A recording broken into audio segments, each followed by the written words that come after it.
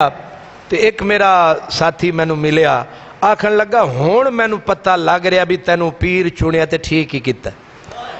وہ پڑھیا لکھیا بندہ تے میں کہ او تینوں کنج پتہ لگا تے میں او جیڑا میرا ہاتھ ہاتھ دے میں انہوں آدھا یار یہ اپنا بھائی ہیں اے غلامی والا چکر نہیں ہے بھائی ہیں آپ وہ مینوں آکھن لگا ہون مینوں میں کہ او کنج مینوں آکھن لگا جدوں بھی کوئی ایمان دے اٹھتے اٹیک ہویا یا تواڈے کولوں پوچھ لیا یا تواڈی تقریر سن لئی ایمان بچ گیا پیر تینوں ہی آکھ دے جیڑے انے مرشد کچھ نہیں کیتا انہوں چوک راوی ویچ سبحان اللہ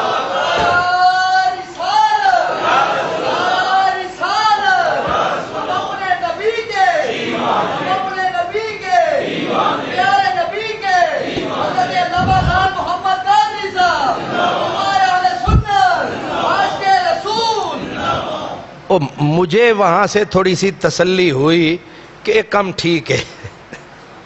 ایک کم پھر ایک گھر میں اسی دفعہ یہ اس دفعہ کی وہ اصل میں آپ کو بتا ہی نہیں سکا اپنی روداد وہاں گیا تو وہ ایک نوجوان تھا وہ اپنی 4 بیٹیاں میرے خیال میں 2 بیٹے اپنی بیوی آ کے بٹھا کہنے لگا جی انہوں مرید کرو میں کہ تنوں کیوں جوش چڑھیا ہوا ہے انہیں کہ پہلے میں ہویا سا کوئی فائدہ ہو رہا تے آکھ رہے ہیں مجھے پھر اصل میں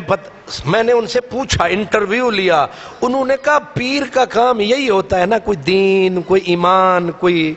اس نے کہا جب ہم پہ اٹیک ہوتے ہیں اب ہم کسی گنگے پیر کے ہاتھ میں ہاتھ دیں جو نہ دین کا نہ ایمان کا تو سارا مسئلہ نقصان کا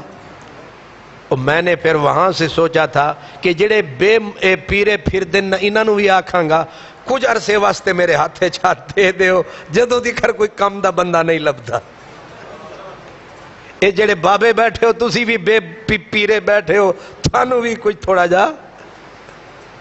شالا سمجھ آوے انتے میں آدھا اللہ کرے سمجھ نہ آوے اے مسئلہ میں آگنے اللہ کرے سمجھ آوے اللہ